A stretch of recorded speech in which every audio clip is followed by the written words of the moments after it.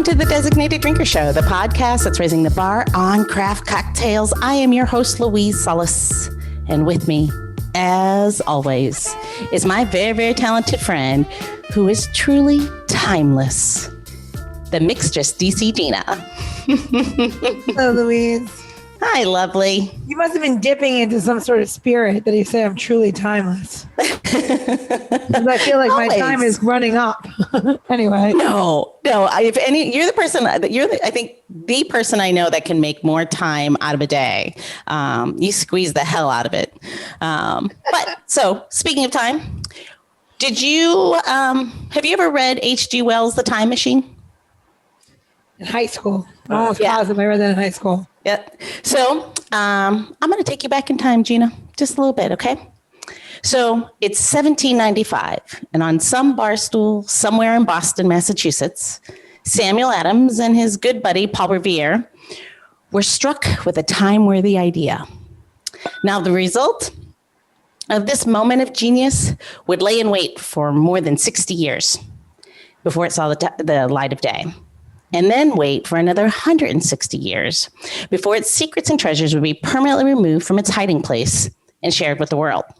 So you see, in late 2014, there were repairmen fixing a water leak in the Massachusetts State House. And while doing so, they uncovered a brass box that those two former Sons of Liberty placed in a cornerstone to mark the building's construction, which happened way back in 1795. When this box was finally unsealed in 2015, it was found to contain a trove, I say, of preserved artifacts to include newspapers, coins that date all the way back to 1600s, and a copper medal, and this is kind of cool, with the image of the General of the American Army, George Washington. So he wasn't even president yet. And maybe the coolest artifact was this silver plate. Well, it's believed it was the work of Paul Revere himself. It read, "The cornerstone of a building intended for the use of legislative and executive branches of the government of the Commonwealth of Massachusetts." Oh, I can't say Massachusetts. Was laid by His Excellency Samuel Adams, Esquire, Governor of said Commonwealth. Cool thing, another cool thing about this little brass box that was hidden inside the cornerstone of that building, that it is considered to be the oldest time capsule ever in the United States. Oh, that is cool. See? So I think it proves that time travel is actually possible if you drink enough. Yeah. I want to see you wrap this up into the guest. Go. Okay, so talking about treasure troves. So in honor of Open That Bottle Night, which is a rather new date on our calendars, and it encourages us to drink that bottle that we've been sitting on, that we've been holding on to for that special occasion. And in our own little special designated drinker way, we'd like to honor that date as well. And we're doing so by inviting back the whiskey curator and spirit hunter that is Bill Thomas, because who knows better about finding great treasure than Bill? See? Welcome back, Bill.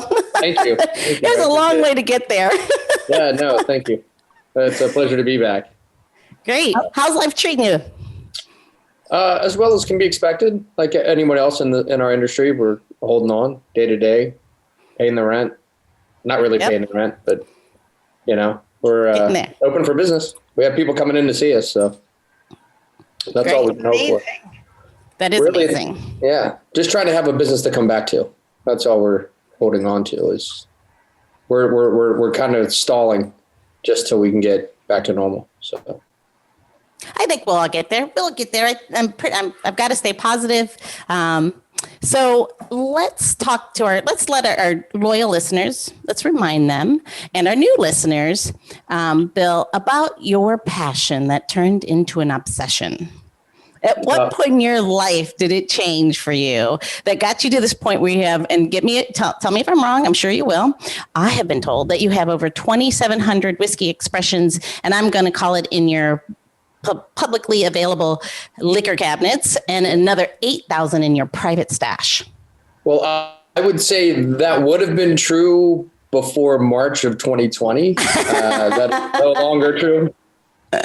Drinking a few of those old dusties, are you? those have gone to keep us afloat. I mean, we actually, by the end of May 2020, sold every bottle at Jack Rose, all 2,700. Wow. The walls were completely bare, not one bottle anywhere. So we sold that. We managed to keep the staff afloat so far, and we have restocked around 2,000 bottles since June of 2020. Now again, we've rebuilt the collection. As far as the 8,000 bottles that were formerly in storage, I'd say at least 2,000 are gone, maybe 3,000, maybe more. We went to keep us afloat during COVID. So we've just been selling any shortage in the business. We just sell whiskey to cover. We were lucky enough to have that. So we do consider ourselves amongst the luckiest hospitality or restaurant people during COVID, because we've been able to keep the whole team together, keep everybody moving, and still rebuild Jack Rose. So we estimate that we'll be back, approaching 3,000 by this June or July. So we're pretty good. That's great. That's great that you had that to lean on, though. It's like you said, 75% occupancy. Yes. Oh my God. It's a 6 foot distancing metrics that is what controls us. If they said you can have 75%, but 6 feet apart, that would still put me back at 25%. So I don't know. But if we ever get up to 75%, I don't know if I even want to go beyond 75% of where we used to be. I've already thought of so many different ways to reconfigure the building, or reconfigure the seating, and just make it more enjoyable for the guest. So I don't know. Who knows? COVID's given us plenty of time to think about, what kind of companies we run, and what does creating a future look like, and what kind of atmosphere can we create going forward. And there's a lot of possibility out there. I mean, COVID has given us time to think. It's given us time to be creative. We've definitely been creative in terms of keeping revenue centers going. And I think that the people that have been able to do that have been the most creative and the most talented. And I think that's where we really saw the best from the best is during COVID, because they're the ones out there that are making it based on how good they are. So I think, it's pretty impressive. The people that are the best, you see it. Their to-go cocktails are the ones that are sought after. They're the ones that have managed to keep the lights on, the doors open. So I don't know. I think it takes a lot of, to your point, there's a lot of talent there. There's a lot of drive and tenacity too. I would say in the food and beverage industry, because everyone knows that listens, it's not where, I worked in a bar to get through college. That's, the extent of my food and beverage background. But the people who work and breathe and sleep and drink, sweat, the food and beverage industry, you guys work so hard and really are some of the most creative and go to, and I don't know, just hard. You work really fucking hard is what I'm saying. And there's so much tenacity and love and for what you do. It's very impressive. Yeah. And the city is, the mayor's put through a lot of new initiatives that could potentially help us in the future. Obviously bottle sales have helped us tremendously during COVID. But if I kind of think that, and hopefully Gina would agree with this, that if the city would get out of our way and give us more revenue streams and more ways to be creative and more ways to reach customers and more way to package goods, then all of that talent that has been there can be fully realized, and also maybe fully realized in a way that doesn't mean they have to work a traditional bar hours. They can create those kind of goods and have that market and be able to get it direct to consumer, that we can change the industry for the better coming out of this. Because we've had some setbacks, but I think there's a lot of ways that we can create a much stronger hospitality, a much more intellectual and really talented people, and be able to compensate them in a way that makes it a lifelong profession, which is where we were heading prior to COVID. But, we've taken a setback. But this, maybe this will open up greater avenues for us. Bill, I have a question. Sure. So So if you lived in DC and you listen to the podcast, you would know that when Bill opened up his bottles for sale, it caused a frenzy. People were going there, they were buying the bottles, everybody like came out. It was incredible to see it, and everybody, you know, were proud of the bottles that they purchased. And like I thought it was a very selfless thing that you did, because I know how you felt about all of your whiskeys in your library and everything. And I want to know, do you feel like you've grown as a person and a business owner from this year, and now we're going into a plus of COVID, and not holding on to what would have seemed to be the most valuable, but holding on to the people for the value? Like, what do you? Yeah. Like, they became paramount. They became number one. The pride came like, okay, I'm going to keep my team together. I'm not going to give up on the dream that I think that, you know, when I look back to that first set of, say, 10 of you, Gina, like when I look back onto you and Owen and Derek and Rachel and everyone who got together and said, we're going to make this a profession. We're going to, I was already a bar owner at that point. And you know, that was the tradition. Either you became a bar owner or you got the hell out of the business, because there was not enough money in it for you to stay long-term. But you really had, and you know, this was happening simultaneously across the country, but you have this entire movement of people that have said, this is an amazing profession to be in. This is a creative profession. This is an intellectual profession. This is something that we can see our way through, 40 years, and open up avenues for other people to learn from us and grow. And we really had that developing. And, it started those early days, and watching that and seeing us get to a point where, okay, now we have all these talented bartenders and talented staff that's getting paid higher than they've ever been paid, really, in a lot of respects. They have movements to run bar programs or move into management that's not just like grinding it out long hours, but actually managing, wine and cocktails and whiskey and beer. And then we also have, great, brand management going and ambassadors and whatever. We had this really big kind of growing industry. And then all of a sudden you have COVID. So now the learning point is, for all of us who are growing this, we have to say, okay, finally, and this is why I think that it's so important in our city. And I hope that other cities won't recoil. And from the looks of it, our mayor is pushing ahead in a progressive way, is allowing Gina to say, okay, I'm Gina. I can make a cocktail that tastes like a shrimp cocktail, which I bring up quite a bit because I brought my mom to drink at Gina's bar back when she was at PS7's, because I used to get one day off a week because we were all working so hard. We're industry, when you're running your own bar, and I would go to PS7's. That was where I would go for a little bit of solace, have great cocktails, have good food, and just kind of, I would go by myself. And then I remember taking my mom one day and just to sit with Gina and Frank and have cocktails and have these amazing like creations. But you have this mind, right? And you have this ability to say, oh, I can stand behind this bar and I can please so many guests that evening and I can make a really good living.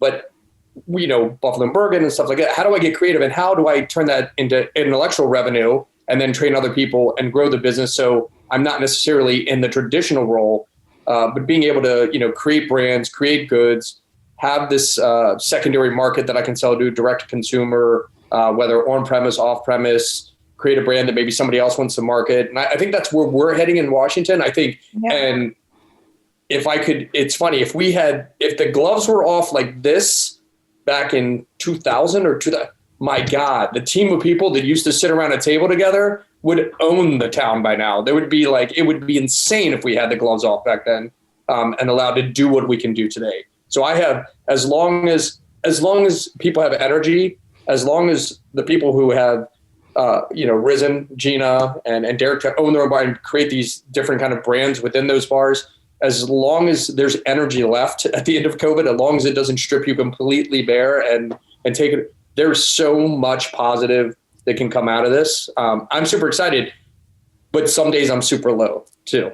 Yeah, of course. I mean, you're human. The last time I checked, other people say that you're not. Yeah. I think you are. Yeah, you can hear. So if we can get through these days and then support and take a look, I really kind of want to get the band back together and get this sort of roundtable and say, okay, guys, DC again, let's do it DC again and figure out how do we, with a positive and progressive mayor, how can we lead the country in terms of how we can rebuild and create an infrastructure that allows hospitality workers in our city to make the most money, to have the best working conditions, and have a real future and retirement. That is the ultimate goal. And that's what, when you asked me the question of out of COVID, or Gina, when you said what is most important, the whiskey or the people, it's the people.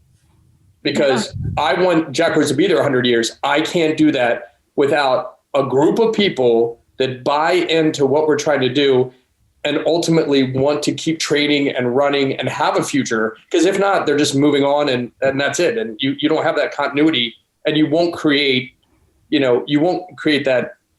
We always say we're not creating bars or restaurants, we're creating institutions. Institutions need people that believe in it, and we'll grow with it. So that's where we are. So I think the interesting thing with that too is when you do set out to build that kind of institution where people are part of something greater than themselves and aren't there just for the moment, are there for the long haul. But when they do move on, they move on and grow they take what you've given them and grow it elsewhere. You've planted a seed that grows into another Jack Rose, no pun intended, but I mean, or another iteration of that, because you fed such a positive space that, it inspires people to go and do exactly what you've done, is like go out and work it and and to be that next Gina who's going the bagel goddess. Gina, goddess. People. Yeah. I think, Bill, I think you're right. I think out of this, and this was like totally off of the idea of, I think that there should be a sit down. And I do think that we should all talk about how do you make that. This is almost like a do-over, right? You get a do-over of 20 years and you say, how do you redo the last 20, take the best of it, and then how do you push it forward? And how do you give the family, the 401k, all of the things that you need as a bartender / server, whatever it is in the restaurant industry, to never be this vulnerable again? Because we left ourselves very vulnerable. And it's disgusting to think that like our insurance that we pay, top premium, couldn't take care of us.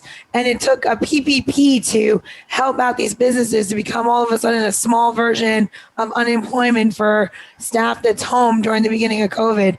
And when you sign up to be a restaurant owner, you never like ever think of those kind of things. You're never like, oh, one day if there's a world catastrophe, how am I gonna, you just don't, it's never something you were trained to do. And now I keep thinking of all the things like, I can never leave myself this vulnerable again. How am I going to make sure that these people, I have 94% retention rate. And it's only to the 2 people that left my company to go on to be plumbers. And I think it's awesome. They wanted to go to trade school. They were going to do it anyway. So amazing, right? And I kept everybody from Last Call employed. They're employed at all my other places. And I just think that we have to change legislation. We have to change the way we look at this. We have to change every single thing that we've been doing and what the perception of our business is. And I also believe that if the United States government, as well as our local ABRA boards and our larger ones, can understand the value of turning the bar room into a bottle shop, turning the revenue, so you be able to buy things and, have a different revenue stream, you can change that. I agree wholeheartedly with you. Shipping, all of that. That shouldn't be something that's left for, just one monopoly to control, or just only ship wine, or you can only ship beer. You should be able to ship those things across, borders. You should be paying taxes, of course, doing it right. But it should be open. You should be allowed to sell the bottles. If I walk into your bar, I should be like, you know what, Bill? That bottle costs $900. I've always wanted it. I should be able to purchase that from you and leave with it closed, intact as a bottle shop. There shouldn't be a reason why that has to change. I think you guys have stumbled upon something that, again, just listening and not being of the world, of the food and beverage world. I think what you're talking about is doing a round table where you important people and shakers and movers in the industry, people who are thought leaders, sit down with our public figures and figure out how to move forward and change it, to your point, for the better, for all the other reasons, for all the right reasons. So I think that's our next podcast. Yeah. Thanks for doing my job for me. Yay. I know we got up on a tangent, but it's always bugged me that, like, for instance, like, and there's two things here, like with Gina, right? Gina creates an amazing cocktail and people always like, oh, what's in that? What's the ingredient? And then they have to go down the street and try and think about or write down whatever Gina said. And Gina, she has all this energy put into making this cocktail. And people want to try it at home, or they want to try one of the ingredients at home. Now being able to sell, her house-made bitters, or a gum syrup, or a or a little thing of simple syrup, or an actual bottle of Aperol, or an actual bottle of a particular Mezcal, and saying, this is all you need. Here's your cocktail pack. I don't think you'll be able to duplicate it as good as I do it, but here, if you want to give it a shot, I created this. This is something that now I can capitalize on. But instead, they either don't go to the store and buy it, or worse, some place that doesn't have someone trained, that's not as smart as Gina, who didn't put any effort in, gets all of the reward by selling them all of the components that go into that cocktail, when Gina should be able to sell it and hand it right out the door to that person to walk home with.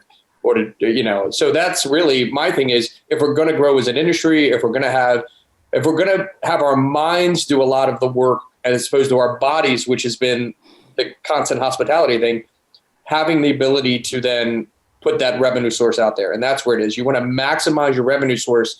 And if you do that, if you're making more revenue off the same amount of work, it gives you the ability to offer more things to your staff in terms of benefits. That's more employees, more taxes, more all of it. It's just more. It's all win-win. And to your point, diversifying is always important, right? For every business, for any business. So I think it's important. I think what Bill is saying is so important for the longevity of just even preserving what our jobs are, right? Yeah. Like what it is. Like we all just went through a pandemic and still going through. And who was the most important, right? Like, you say, well, like, how did people get through? Well, yeah, everybody went on Zooms and met their friends and had drinks and did all the things, which leads us to the reason for the podcast today, right? So open that bottle. Yeah. Yes. So I'm sorry. We get off because because we care so much about this industry. When you get together and you haven't seen people, you're just like, it's what weighs on our mind constantly, when we should be, obviously, I've already opened, since it's with you guys, bottles. What do you have there? What do you have? This is the bad. Okay. So this is one of the really bad, sad points for the podcast. We're having really great. What? Thomas is opening really great bottles, and we're not together to drink it. What do you have? I've got Boardwalk. I want it. Do you want it? Secretly, I just want to have suspension bridge for the rest of my life, but I don't have anymore. I talked about the suspension bridge earlier. That's so okay. Fun. So tell us what you guys have, since you are apparently cut from the same cloth, just so that our listeners know they have picked up the same bottle. We are all in separate spaces and they have similar bottles. No, well, not the same. I'll tell you what I have. But similar. Yeah. So I have, so I'll just tell you. So Willett, in case you don't know, Willett is an amazing bourbon. You can get single vintage, single barrel releases of Willett, and Bill brought Willett to DC. Okay, I don't care what anyone else can lay claim to it. I know 100% how I got it in my hands in the beginning, and it was from Bill himself. I covet. I have a few bottles of Cookie Monster left. Yep. And I give one to the bar every time they run out of one bottle. Yep. And I don't hoard it at home and drink it by a fireplace or something great. I do leave it in the stores. I have one in both stores, and I have a few more left. And when they're gone, they're gone. I have other expressions of Willett. But Cookie Monster might be one of my absolute favorite expressions because it has this beautiful, like, crumbly note to it. And it's not a cookie note. It's just this beautiful sweetness, and I love it. Yeah, and I think that we said you could gobble it up, so we kind of named it after Mike Turner's daughter. Yeah, like you're just ready to just keep drinking this thing and going for it. So that one was a huge home run. And Gina, you're not the only one that loves that. That was by far probably of the modern. When I say modern, well, it's last 3-4 years, that has probably been the number one most requested is Cookie Monster for sure. Oh my God, it's so delicious. And I'm And so what's different with what you have, Bill? Mine is slightly different. Mine's an older one. That's the Cookie Monster's actual Willett distillate, whereas I have a 13-year-old, which is independently bottled by Willett. The juice, where it came from, is unknown. The most likely probably Heaven Hill would be my guess. It's just an older whiskey that we put out maybe, I think about 4 years ago, Boardwalk came out. So just the difference in age. I think Cookie Monster was 6. Hold on. I want to go look. So tell me this, Bill. One thing is so being a novice in the spirit realm, as I am, and a lot of our listeners are as well. How do you know what to put away? Like when you find something that you think it might, we don't have the knowledge base you have, right? So if we were getting a few things that we maybe spent a little extra for it, is there a time that you should pull it before you start? I mean, before it goes? Well, in terms of what you should bunker to ultimately, and we always say it's never, and I've had this question put to me a million times, it's what bottle in your collection wouldn't you open? And I go, it's never a question of would I open it? It's when and with who. That's the only question. Every bottle will be opened eventually. So it's just what's the perfect timing and who's the perfect person or people to share with. And that's how I think for most drinkers, the best bottles get open. It's that person comes over or that event happens that you want to share it with or share it remembering. So, with this particular bottle, this one has been fantastic simply because it served two purposes. It's one that I really enjoyed and happened to have open for friends one night. It was a Willett. I mean, this bottle probably sells for around $1,500 now on the secondary market. But it's one I opened. We all enjoyed it. But then this Christmas, a good friend of mine, his wife called and said, "Hey, do you have any extra Boardwalk?" It's his all-time favorite. And I was like, I don't have any at all. And then I looked on my mantle where I keep all my open bottles, and I realized here it is, a bottle of Boardwalk sitting there open that I must have opened up, with friends at some point. And I called her and I said, how about I got 2-ounce sample bottles and I filled them with Boardwalk. We made labels and got them to her so she could put them in his stocking for Christmas.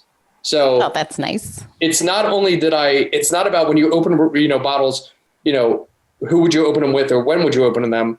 But then you don't even have to be there. And I think that during COVID, this exchange of sharing bottles isn't necessarily a physical space thing.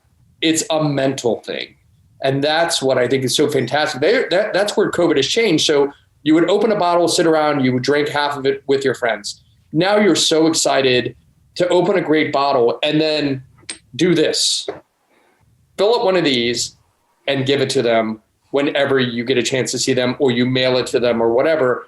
And you don't actually have to be there for that physical moment when they're actually enjoying this. The thought of knowing that you opened that special bottle, that you gave them a sample, that is it. That is the enjoyment now. It's just as much enjoyment to package this bottle as it is to sit and drink with them with this glass now. It's changed.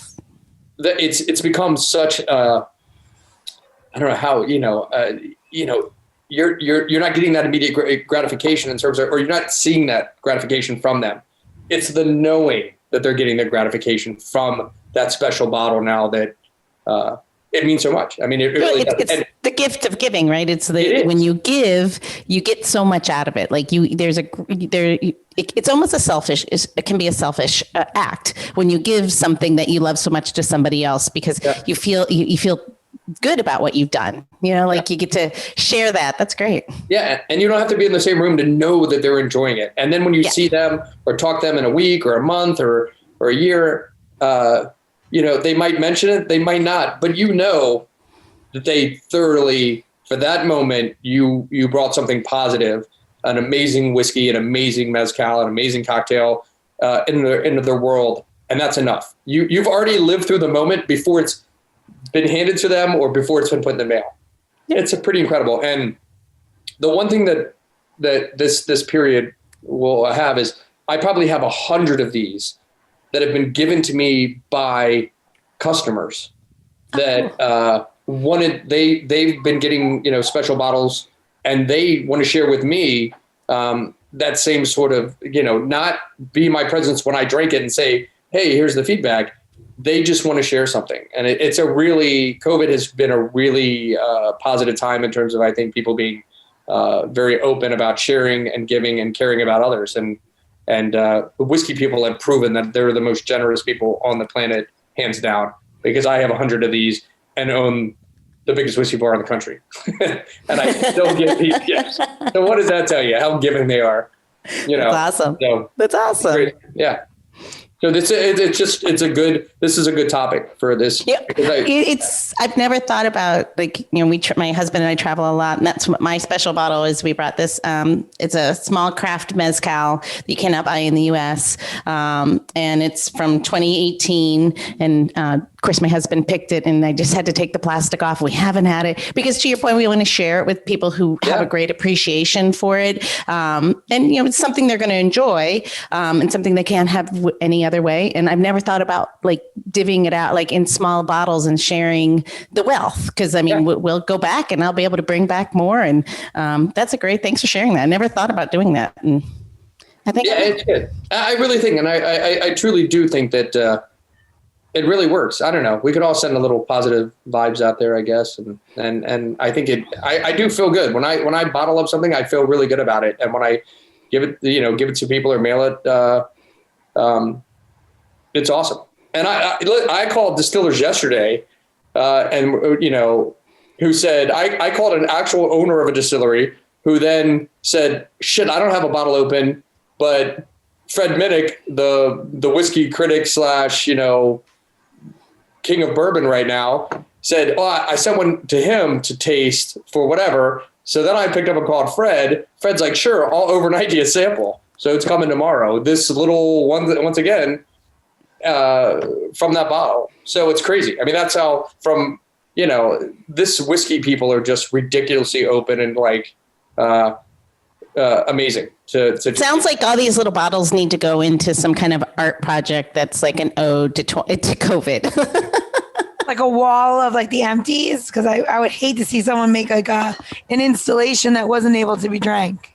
I meant once they're empty. Unfortunately, I could have already built a wall with the ones I've thrown away. So I wish you guys would have said that about 6 months ago. I could have filled your wall already. That's for sure. I mean, Bill, this isn't over, right? Start saving them now. I feel like it'd be a fun thing, even if you just have them. It's crazy. I wish I owned the company that makes the Boston Rounds, these little bouncers, because that's the person that literally a year ago was like, no one's buying these. And then woke up the next day and was like, holy shit, everybody in the world's buying these. Absolutely. So when you go to call Uline or whatever, when you need them, and they're like, oh, we're 2 weeks out on those bottles. And you're like, Uline doesn't have any 2-ounce bottles. I know.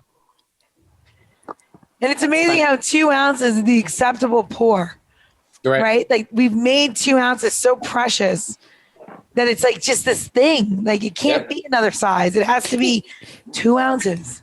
To your point, I think to both of your points, but it's about the fact that it's living with less and appreciating it more. That, I never thought about Gina. I never thought about, I won't be able to sit and have a drink with Gina. I never thought that was going to be where we would be. I mean, you and I would sit and talk and fight out what we're going to do for the podcast, this and that, and have a good time and make fun of each other and just sit at the bar and have drinks and not even think 2 minutes about what we're drinking and the fact that we're just sitting at your bar, shooting shit. And now it would be I miss it. It's one of my most favorite thing to do. I love it when Gina beats me up, Bill. That's really what it is. It's kind of she just beats the hell out of me in a good way, though. She makes me stronger and better for it. Come on. But I miss those times of just that, and just being able to see when we do the podcast over Zoom, at least I get to see her and we get to talk and chat. And I think if nothing else, you walk away with the fact that we appreciate more, hopefully, that you walk away with, you appreciate what you had. Absolutely. Yeah. And I've reconnected with a a lot of customers. It's more so now because, I work the retail, I work essentially the cash register every day. So I've met hundreds upon hundreds of people that I wouldn't have otherwise. So it's been pretty great in that respect. A lot of people live in the neighborhood. A lot of people that live literally half a block away, are now because your neighborhood is your biggest supporters.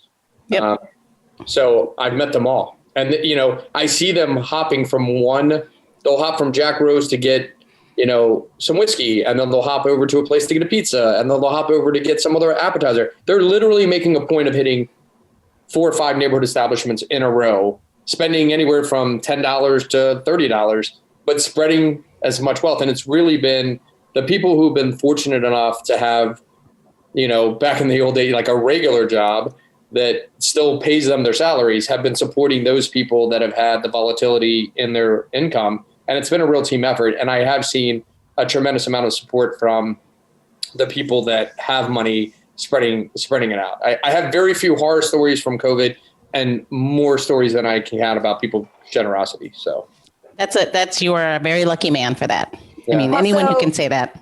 Yeah. Bill has given so many people so much that I am not surprised to hear that people were outpouring to you. So I say it to everybody. I've said it my whole life. You give what you get. And I mean that. And I tell everybody, if you can give, you give. If you can take care of a charity, you take care of them. If you can teach somebody something, teach them that. You don't have to give away $1 million. I don't have $1 million, but I have $1 million worth of knowledge, and I'm willing to give it away. Yeah. And I'm happy that this is your story, because it's heartbreaking, the stories, and over and over and over again. And I love the share a bottle. And if you have something that you're holding on to and you're listening to this, I feel like it's such a great idea to go out and share it. And I think that someone would appreciate you dropping that off. And you knew that your best friend loved, I don't know, something that's sitting on your shelf, and you have this pisco that you both got in Peru and you haven't drank out of it. You can drop off all the things to make a pisco sour and meet them on Zoom and do it. I don't know, just be part of people's lives again.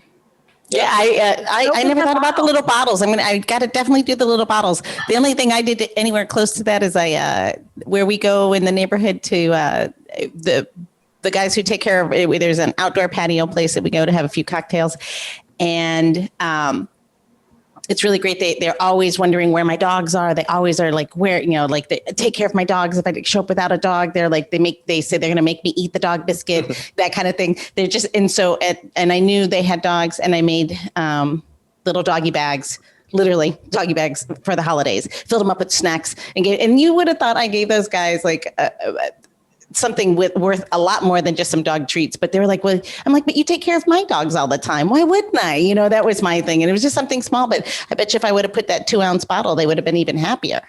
That's for the dog parent. Yeah. I think we should make a cocktail. Let's make a cocktail. Let's do it. Let's make that So it's hard when you're opening that bottle. You have to say, am I going to mix, am I going to mix Cookie Monster into a cocktail? Probably not. I'm probably not going to ever do that. Maybe after 12 drinks, I'll probably mix them all up. Who cares?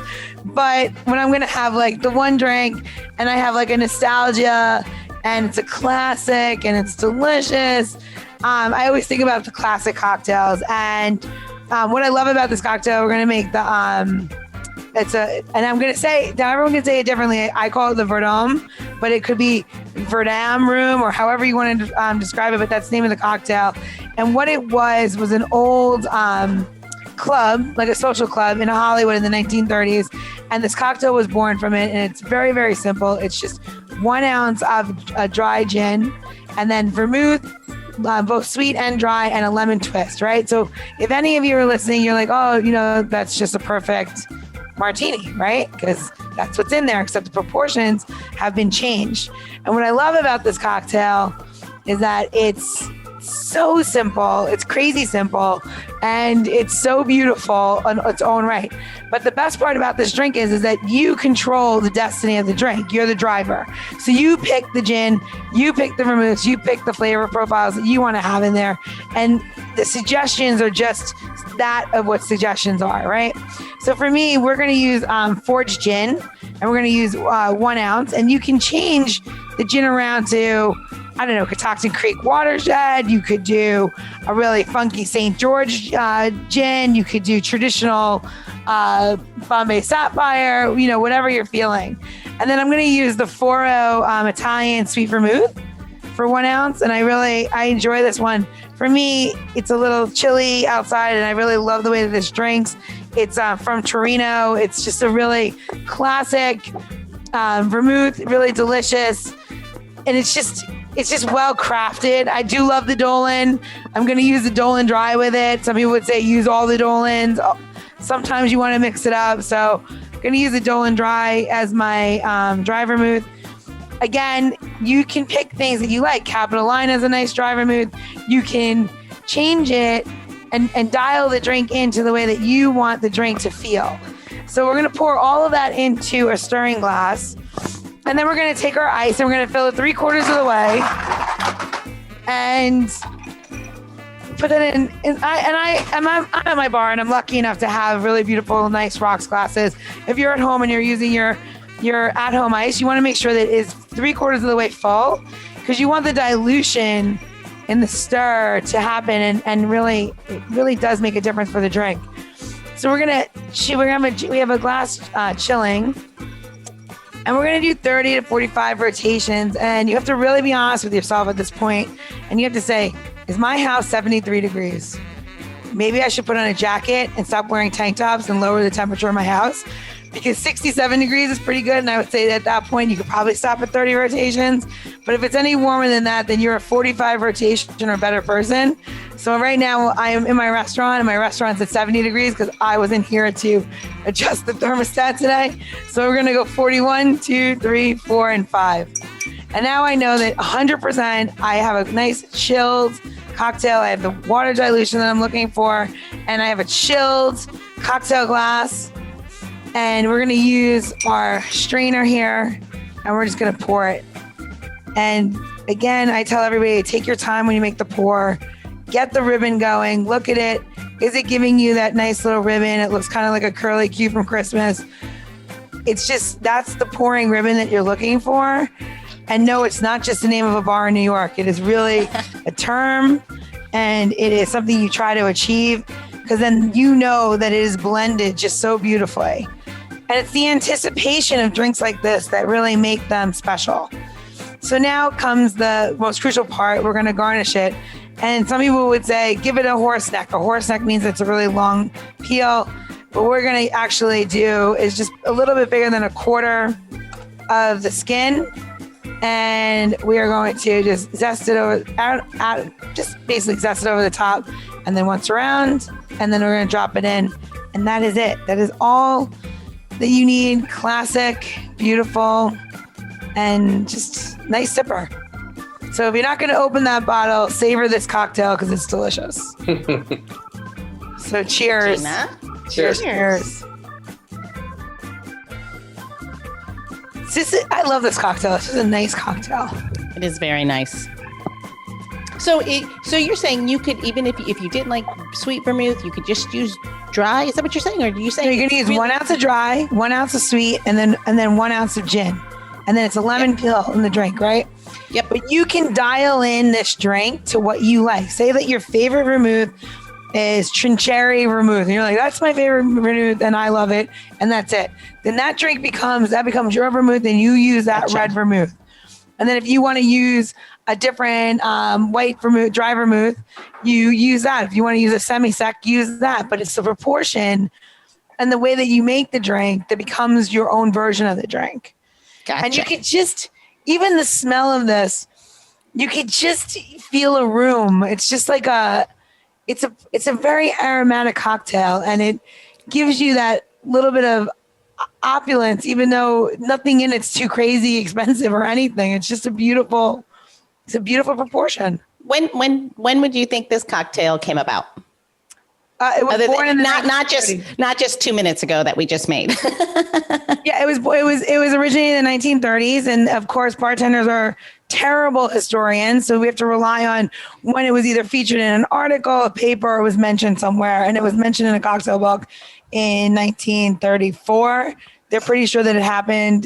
There was drank during Prohibition, but again, where's that written? You know what I mean? So if you find that book, Bill would like to publish it, so please bring it to Bill Thomas, and we will get that immediately on a press. But it's speculation to when they show up and when they were in another article or printed. So I don't know how else. I mean, it's pretty racy if you think about it already, right? That social club was around during the during Prohibition, because Prohibition in this country didn't end until 1933, and they're saying this was invented in the 1930s. So that was already controversy enough. It's funny, my most prized possession is not really a bottle. It's the Savoy cocktail book, and in the inscribed on the front couple pages, it was from ambassador from Great Britain to Senator Holling. God, I always butcher his name. It's a family dynasty in New Jersey that has congressmen generation after generation. Hollings Fitz something, and it says it's to him on the eve of the Great Repeal. Wow, that's amazing. It's amazing. But here's the crazy thing: I'm on the treadmill a couple days ago, and I'm watching Boardwalk Empire season 4, and Nucky Thompson is getting a ICANN award, and he was getting letters from all these different congressmen, senators, attorney general, blah, blah, blah. Congratulations on your award. And it was, I think it was from Senator H of New Jersey. And I was like, I wonder if that is the senator from H from New Jersey that the book is inscribed to. So it bugged me. So I have to look it up and see. But yeah, it's amazing. That's my cool. favorite thing. Written, beautiful penmanship. Of course. In celebration of the Great Repeal. And that was given to me, God, in the late 90s. That was a gift? Yeah, that was a gift. Wow, yeah. that's an amazing gift. Yeah. So it's just a prized possession. It's an old beat down cocktail book. That's awesome. Yeah. A little bit of history. You have a few of those too, Gina, right? Like, I mean, some beat down ones, but you'd like draw blood if anyone ever took them. I have a coveted collection. I lend people those books and then let them use them. Not my signed, nothing like that. I do have a few signed ones, but I enjoy those books very much. But I also love turning the pages of so the Savoy book is timeless, right? It's every cocktail that ever meant anything, and it's all in one book. And I don't know, it's, if you haven't been to the Savoy and when COVID's over and you can travel again and you love cocktails and you're listening to this podcast, I would 100% say that should be a place that you go, because it is like going back in time, except it's still so modern in the way that they do things, but it is timeless and the rooms are stunning, and you drink a cocktail there and you understand and you can imagine what it would have been like to been in London in 1940 during World War II, and people were still going to the Savoy for cocktails. And it was amazing to think that bombs were falling on your city and people were still going for 4 o'clock, 5 o'clock cocktail hour. They had more need then. But it's the best. I think of that time and I think, you know what? I probably would have been the bartender. I've been like, all right, everybody put your hats on. We're going to have drinks. I don't know. It's amazing. Well, now you say, okay, everybody put your mask on. We're going to have a drink. Yeah, I know, right? God, if you didn't have to cover your mouth, it could have been your ears. Why couldn't COVID just go over your ears? Everyone could just learn sign language. Really, if COVID affects your ears instead of your mouth and your nose, we would have been all set. That's just marriage. That's a whole new podcast. Anyway, Gina, it's time to do our barkeeping. Okay. Where's everyone going to go? You're going to go to designateddrinker.show for tips, tricks, how-tos, how to get to Bill, how to go to Jack Rose, support the bottle service, cocktails, pick up, please. We would love that. And if you missed that, that is designated drinker.show. Good job. Yay, I'm getting good at this. It only took 100,000 episodes. Anyway, Bill, I don't know if I ever asked you this question because I have a new question.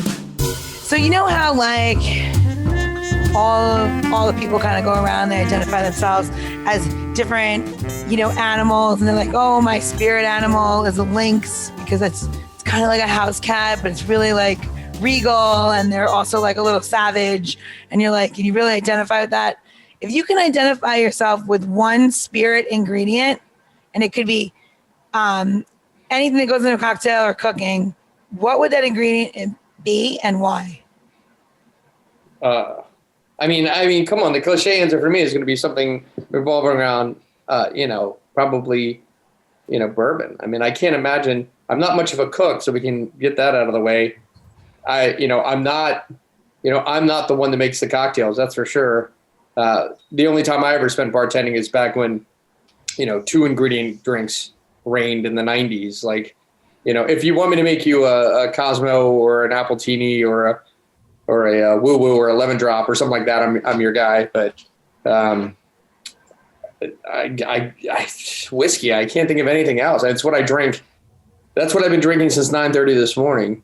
I mean, that's my full-on job impact. When I don't know. That's all. It's become such a big part of my life over the last 20 years or more now. It's I don't know. I can't think of anything else but whiskey. Every incarnation of whiskey. I know that's probably lame, but I'm so cliche when it comes to, I've never branched out. I mean, I do love Mezcal and I love a great cocktail made by someone who is, knowledgeable. A Gina-like object. Yeah, just not me. That's why it's a great thing about going to bars. I mean, the creative mind that goes into a cocktail now is just, when I think back to the 90s and you think today, like in the 90s, you could have gotten somebody up to speed to sling drinks in a week for sure. I mean, you could throw them in the deep end of the pool on a Saturday night, like myself, and you could do a reasonable amount of revenue. You throw someone behind a modern bar today, and we're literally like talking the difference between having a doctorate and having a elementary school education and telling them to perform. It's not possible. It's not. It's amazing. It's incredible. I watch them all. You and me both, Bill. I could do two ingredients and we're done. And 2 ingredients and a garnish. Yeah, it's amazing.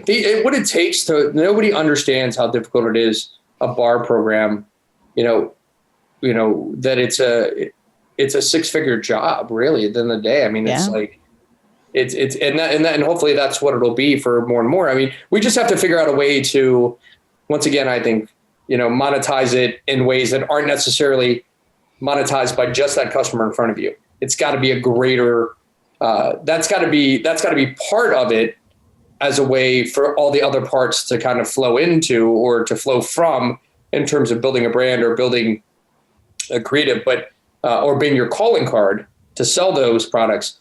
But we're going to need a greater buy-in, and it's going to have to come from ownership too. I'm getting back on my, I guess I keep saying, if I don't say it out loud, I'll never become the owner of a company that does that if I don't say it in front of people so people can say, why aren't you doing that? Or, you said you were going to do that. Hold you to your word. Absolutely. I will 100% join your membership club. So get that going. Yeah. I will literally have card number 1. The day that you say it, I will take the first membership. Yeah, I'll design the cards and the pins that everyone gets. Yeah, and obviously I'm a big believer in property ownership because it gives the kind of security to a bar or restaurant. I mean, obviously, if say Gina's parents were in the business and they had, and I limit this because my family has been in the business for all these generations, if they had turned over property that was free and clear, it would make it so much easier to weather these ups and downs because they could, take the pressure off the restaurants in order to keep the company and the rest of the staff afloat. But when you have banks breathing down your neck or landlords breathing down your neck, you can't focus. And that's there's been plenty of annoying, like the PPP paperwork or whatever. I need to focus on creating revenue right now for my people. I can't take the time out to jump through all of your hoops to give me back money or give me money in a way that's not even particularly useful, I need to focus. So I would like to see, like I say, institutions. Like I always say that Jack Rose may not be run by a member of my immediate family, but perhaps it'll be run by somebody's, daughter or son that works in the company now, that it takes that kind of path. I don't care. To me, it's a meritocracy. I don't want to put my company in the hands of, someone who is not worthy of stewarding it in a way that benefits the group.